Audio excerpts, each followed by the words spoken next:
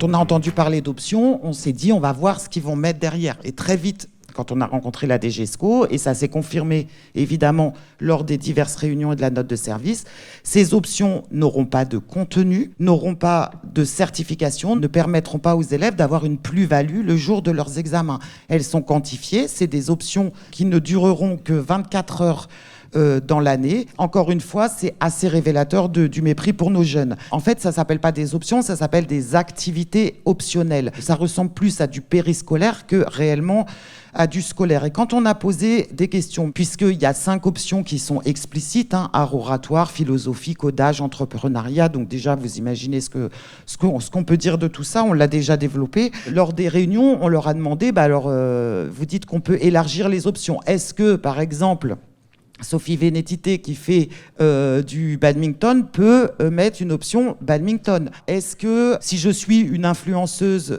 en maquillage, on peut faire une option relooking? Ils nous ont dit oui. Alors que c'était quand même des questions pièges. Même vous, je vous ai vu rire, vous aviez compris. Ils nous ont dit oui.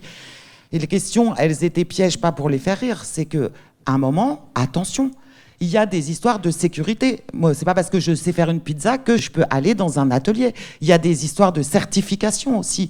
Le PS, c'est un métier. Les collègues de PS, ils passent un concours et des certifications pour pouvoir enseigner le PS. Donc, il y a des options. C'est hors de question qu'elles soient mises en œuvre. On est plus dans des options développons les talents des PLP et c'est clairement une arnaque pour les élèves.